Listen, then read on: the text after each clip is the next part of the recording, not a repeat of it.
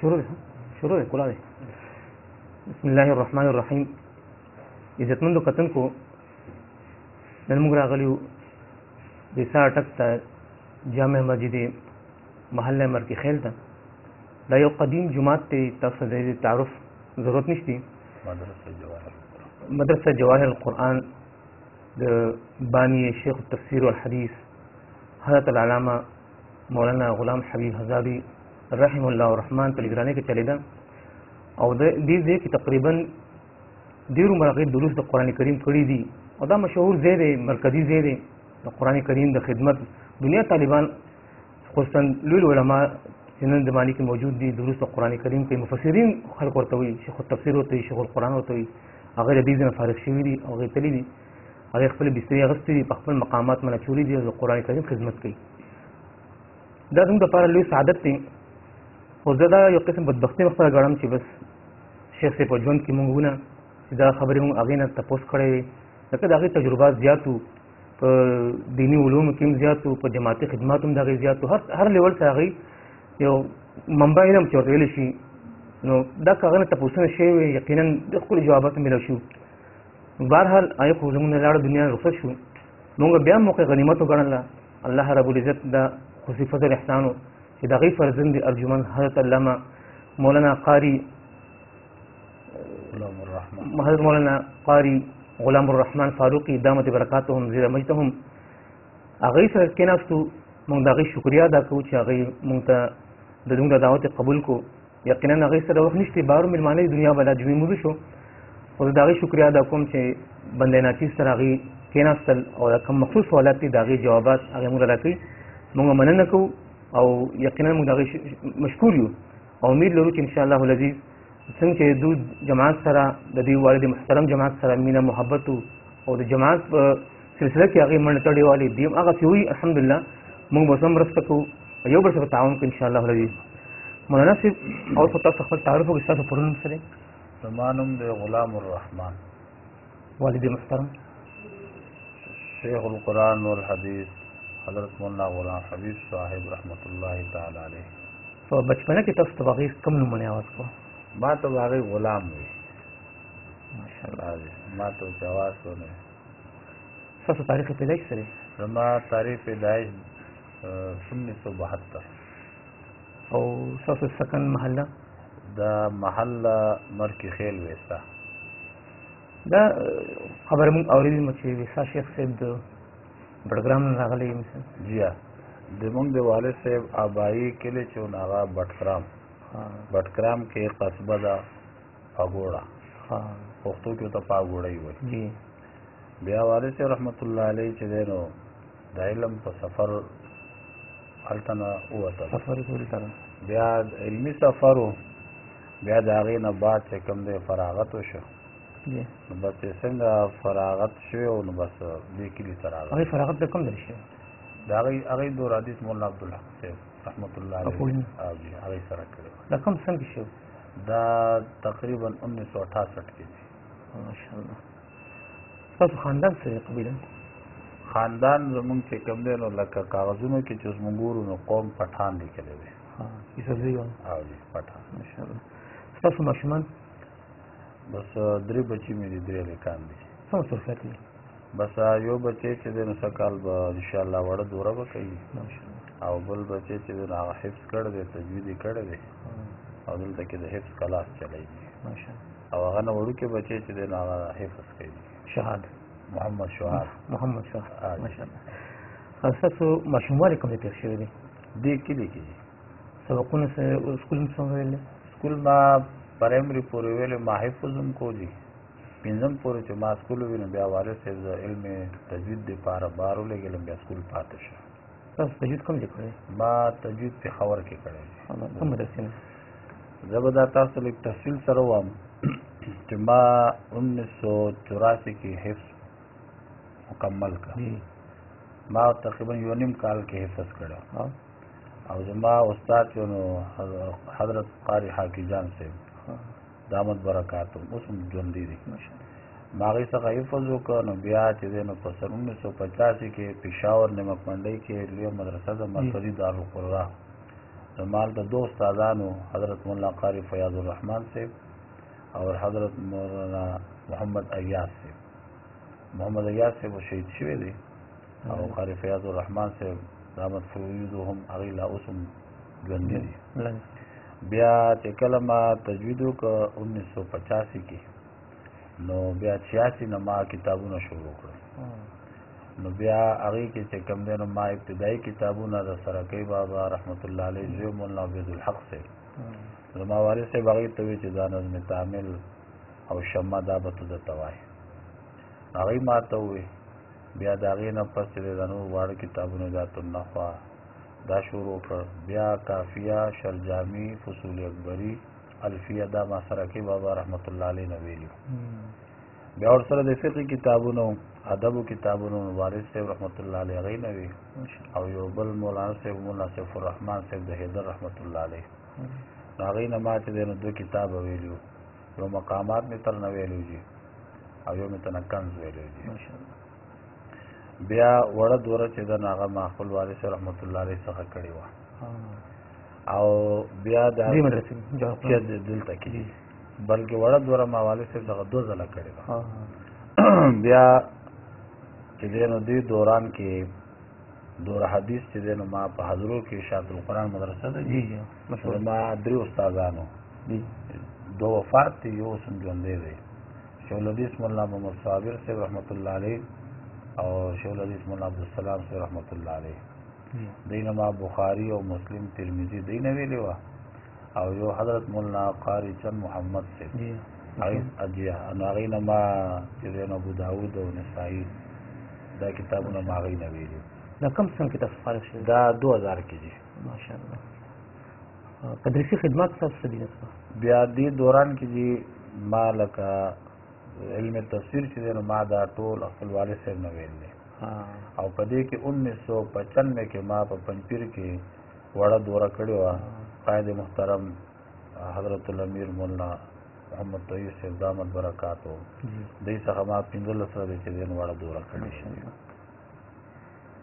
او اوس چې بیا د 2001 نه چې دی نو بدلته خپل مدرسه کې تدریس کوو چې لکه ما سره تقریبا 8 کاله د حفظ کلاسو هغې کې ما سره تقریبا 60-70 حافظان به ناظره به وه. بیا د 2005 نه چې کوم دی نو دا کتابونو تدریس شروع کړو. بیا یو کال یو کتابونو بل کال بل کتابونو دي. دوره تفسیر کې مشارک کېدی شیخ صاحب څو پورې چې شیخ صاحب رحمت الله علیه چې ژوندي وو جي هغې به دوره تفسیر یوازې په خپله پړاوله جي. تاسو دا دی چې د سهار لمانځه نه پس کوم درس د شیخ صاحب نه هغه به لکه ما کولې. ماشاءالله. دې مدرسې کې څه ترتیب دی سالانه؟ سالانه زمونږ لکه والد صاحب رحمت الله علیه چې وو جي آخري 15 کاله چې وو نو هغه دوره حدیث پړاو کړې وه. هغې نه مخکې کوم عرصه چې وه جي وړه دوره به پړاوله. بیا د شیخ صاحب رحمت الله علیه د وفات نه پس دی نو موږ څخه لکه دلته درجې اوله ثانیه او ثالثه دا چې کوم دی نو لکه 3 درجې به وي حفظ به ورسره او څه کال څه ملګرو مطالبه ویل چې وړه دوره هم پکې دغه شي نو څه کال پکې وړه دوره هم پکې ایښودل شي. طلبه خو زیات دي او مدارس تنخواګانې دا څنګه پوره کېږي تاسو؟ نو زمونږ د دې دا ترتیب وي چې بس دا د شیخ صاحب رحمت الله علیه د وخت نه یو ترتیب روان و چې به دې دپاره به چندې اهتمام به نه کوو او دا به وي چې بس د دین کار به روان وي والله به چلی بس ملګري احباب تعاون کوي پای کې د طلباو خرچ هم کېږي. مدرسه تاسو تعمیر ماشاءالله کړی دی بره پاتې دی او جی دا زوړ تعمیر خو دغه شی خراب شوی نو دا لاندې یو فلور مکمل شوی دی او د دویم تعمیر چت پاتې دی ماشاءالله. دین له تاسو هفتواري درسونه ماهانه درسونه د ماهانه درس خو لکه دلته کلی کې بل ځای کې دي دلته روزانه درس کوم. سهار مو نه پس قرآن درس دي او ماخوتن مو نه بعد حدیث درس دي او داسې نور ملګري دعوت راکړي دا درسونه لازم دي ماشاءالله. کم علماونه تاسو درس قرآن زده کړی؟ قرآن عظیم زما په علم تفسیر کې 2 استادان دي. یو زما والد محترم دی یو قائد محترم ماشاءالله مولانا محمد طیب صاحب. مدرسه جواهر القرآن کې تاسو په کومې عہدې باندې کار کوئ؟ نو چې والد صاحب رحمت الله علیه چې ژوندي وو جي نو لکه ټول سره که نظامت ما سره وي اوس وارث رحمت الله علیه چې دی نو هغې لاړل نو بس ټوله ذمواري په ما ده. مدرسه تاسو وحدت سره الحاق جی دا اصل کې کله چې د وحدت اعلان شو کنه جی نو هغې وخت کې دا مدرسه زیر تعمیر وه لکه لاړوله مونږه نو بیا لکه ملګرو ته ما چې خدای پای دا مکمل کړي زه به د الحاق کوم. هغه الحمدلله دا اوس ما ملاقات کړو حضرت الامیر صاحب سره نو انشاءالله دا درس نه دی فارغ شي وړه دوره مو ختم وشي بیا به انشاءالله چې دی نو زه به د الحاق کوم. تاسو څه خیال دی د وحدت المدارس ولې بنیاد کېښودی شو؟ څه محرکات نو دا خو دې باره کې به دا وایم چې زمونږ د حضرت الامیر صاحب دا یو سوچ او بهتر سوچ ښه سوچ او د هغې فواید چې دی نو وخت په وخت باندې بیان هم شل مونږ هم کتل. تاسو ذهن کې څه تجاویز شته چې وحدت هغې باندې عمل وکړو مخ په ترقۍ لاړ شي؟ نو زه خو ډېر وړوکی کس یم جي زه خو داسې څه مشوره نشم ورکولی. البته زما ذهن دا دی چې ما نیت تړل دی امیر صاحب پسې چې هغې څه کوي نو بس هغه ښه کوي. ماشاءالله ستاسو شاګردان هم ماشاءالله داسې نامور شاګردان تاسو نو ډېر دي جي داسې الحمدلله حفاظ ډېر دي قرا ډېر دي او داسې چې الحمدلله چې لکه تقریبا کتابونو کې ډېر ملګري چې دي نو زمانه طالب علم کې تاسو بهترین ملګري څوک و؟ نو اوس که زه تاسو یو دوه نو نور به خفه شي نو ملګري ډېر زیات دي لکه زیات مشهور به د تاسو ته وایم لکه زما ام عصر چې موږ چې سبقونه وي نو حضرت مولانا عبدالوکیل صاحب ماشاءالله اور حضرت مولانا امداد الله صاحب د انبار او دارنګ مفتی مجتبی عامر صاحب مولانا مفتی توصیف صاحب او داسې نور ډېر ملګري دي لکه دا یو څو ما تاسو ذکر کړ داسې ماشاءالله. تاسو جماعت سره وابستګي ده کنه؟ زه خو چې په خوب بدو پوه شوم به زما جماعت سره وابستګي ده. خبر والد صاحب رحمت الله علیه و لکه زه به وړوکی وم الحمدلله والد صاحب سره ورتلم پنځپیر شیخ القرآن رحمت الله علیه چې و نو ماله یاد دي چې ما په 84 نه واخله تر 87 کې هغې وفات شوي دي نو د هغې هر ختم له تللی ما ملاقات شوی دی دې ځای ته حضرت شیخ القرآن رحمت الله علیه راغلی 2 ځله دي. ماشاءالله. جماعت د طرفه تاسو څه عهده میراث شوې ده؟ نو دې نه لوی عهده ما دپاره بله نه شي کېدی چې زه جماعت کارکن یم جي دا زما دپاره لوی دې کې ستاسو خدمت څه دي دې علاقې کې؟ دلته کې زما د جومات کې امامت دی خطابت دی تنظیمي کار سره او دارنګې چې د مدرسې د ترتیب درس و تدریس دی اور الحمدلله چې دی نو د جماعت چې کوم دی نو کوم ذمواري ده دعوت دی تعارف ته د جماعت هغه الحمدلله شوراګانې اعتماد کېږي الحمدلله کېږي ماشاءالله. جماعتي رکن چې تاسو ملایي په اول ملاقات کې تاسو وربه څه کوئ؟ زه ډېر زیات خوشحاله شوم چې دا زما د جماعت ملګری دی او بس زما ذهن کې دا راځي چې دا محبت چې کوم دی په عقیدې او په تنظیم دی. یقیني خبره. تاسو خیال کې بهترین ذرایع څه کېدی شي دروس چې د قرآن کریم عام شي دنیا کې داسې بهترین ذرایع څه دي؟ د هغې ته دعوت یو سلسله ده جي چې بس د انسان لکه ما خپل شی والد محترم رحمت الله علیه نه اورېدي وو هغې به د شیخ القرآن د پنځپیر په حوالې دا خبره کوله دا ځکه وایم چې د قاید محترم صاحب بعضې خبرې ډېرې ښایسته خبرې دي که نه نو کله کله هغې وایي یو خبره به یو نه اورېدي او نوم به د بل اخلي که نه نو لکه زه داسې ډایرکټ چې ویم چې ما شیخ القرآن صاحب به داسې وي نو لکه دا خو ما نو والد صاحب رحمت الله علیه به وي شیخ القرآن د پنځپیر رحمت الله علیه به دا خبره کوله ویسر لی امري باندې چې دې جماعت کار ته یعنې د قرآن کار ته د دین کار ته چې مونږ کار وو نو دا به هله په مخکې ځي حقیقت دی. دا دی ستاسو تصانیف شته؟ نه تصنیف لا نشته. مرکز طرف څخه خدمت حواله شوې دی باره کې نو داسې څه خاص ذمواري نه ده حواله شوې او که څه کار یې خدمت یې د هغې انشاءالله رسته کېږي نه رسته شوي چې نه به رسته شو انشاءالله. جماعت رساله ستاسو په مطالعه کې ده؟ جی التوحید و سنت رساله راځي جي دین علاوه خو بل څه رساله نه ده؟ نه مخکې به داسې یو 2 رسالې راتلې اوس هغه ډېر وخت شو نه دي راغلي. ماشاءالله. تاسیس د جماعت اشاعت تنظیم په حوالې ستاسو څه رایه چې دا جماعت ولې جوړ شي بنیاد ولې ایښودل شوی؟ نو الحمدلله جي دا خبره خو د چا نه پټه نه ده چې دا د توحید او د سنت په بنیاد باندې ایښودل شوی چې د دنیا کې د توحید او سنت مسله ورسي او دا قرآن چې خلکو ته ورسي چې دا قرآن د ویلو د زده کولو کتاب دی. کم ملکونو سفر هم کړی څه بس الحمدلله جی یو خو د سعودي عرب سفر خدای راته نصیب کړی دی تقریبا لکه 15 ځله حج ته والد صاحب سره تللی او یو ځل والد صاحب سره عمرې ته تللی هغې نه علاوه یوازې م حج ته تللی عمرې ته تللی او یو مې د دوبۍ سفر شوی سفر کې څه پریشاني تکلیف ورسېد تاسو څه کول نو زما خو دا یو سفر چې نو دا خو لکه بار بار دیني سفر شوی دی نو د هغې هغه تکلیف هم چې دی نو خوندور دی هغه تکلیفونه چې بیا سړی یادوي نو سړي له خوند ورکوي او د دنیا چې کوم تکلیف دی نو هغه خو دنیا دپاره دی نو ذریعه معاش تاسو نن سبا بس داسې کاروبار نشته دی او دا دی چې لکه د الله مهرباني ده لکه څه تکلیف نه دی میلاو شوی څه پورې د څه څیز دي عقیدي مخالف سره ستاسو برتاو څنګه نو بس دا خو چې قرآن کلاو کړو نو تسلي میلاویږي چې د عقیدې مخالف چې کوم دی نو خو اثر نه کوي نو صبر به کوي خپل مشن به جاري ساتي دي میوه کې کوم میوه ستاسو ډېره خوښوي بس چې کومه میوه خدای پاک حاضره کړي نو ماشاءالله هغه ټول فهم کې بس چې چاهت نو بیا هر څه خوند کوي ماشاءالله رنګونه کې کوم رنګ ډېر خوښوي په رنګونو کې سپین رنګ نبی اسلام ډېر خوښ کړی دی کوم خبرې مې ډېر غوسه راځي بې اصوله فواید نو چې هغه خبرې او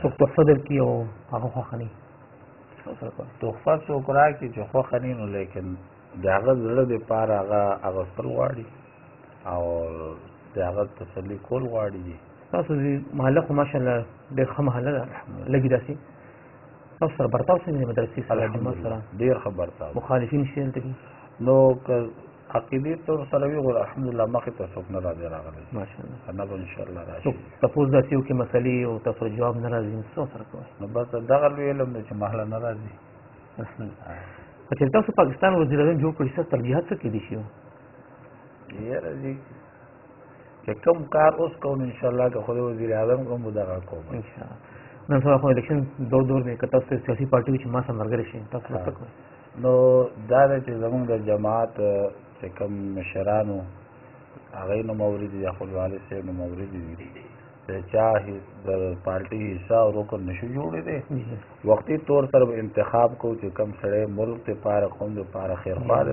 جماعت دپاره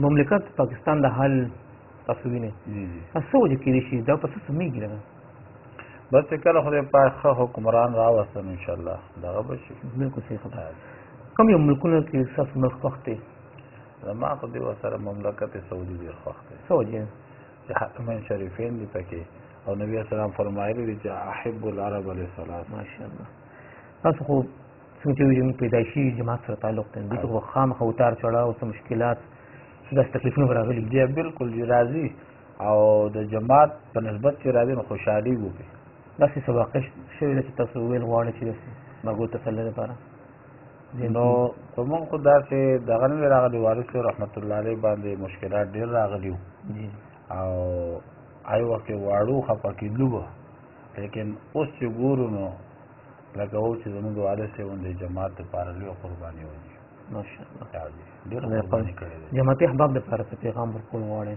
نو بس جماعت ملګري چې کوم دی نو زما دا پیغام دی چې الله دې په دې جماعت کې اتحاد او وحدت قائم ساتي الله دې ته مزید ترقي ورکړي زموږ قائد محترم ته د الله روغ صحت ورکړي چې دا نن چې دا د جماعت رونق دی دا د محنت ثمره ده الله جزا خیر درکړي دا حضرت علامه مولانا غلام الرحمن فاروقي دامت برکاتهم هغه موږ څه تاسو نو کړو مختصرا وخت ډېر لږ دی موږ لم تللی نو ان شاء الله العزیز د دې تفصیلي انټرویو دوباره باخلو تر هغې پورې موږ تاسو نه اجازه غواړو موږ زه ستاسو ډېره شکریا ادا کوم چې تاسو ډېر وخت تېر کړه الله دې خوشحاله او تکلیف مو وکړه جزاک الله زموږ مرکز زموږ راځو هېڅ خو زموږ روحاني تعلق دی ان شاء الله راځو خپل ځای دی جزاک الله خیر موږ د مولانا صاحب ډېره مننه ډېره شکریا ادا کوو او دعا کوو چې الله دې عمر خیر ورکړي او دا جامع دي شاید آباد تر قیامت ور داسې آباد لري مولانا صاحب ډېره مننه ډېره مهرباني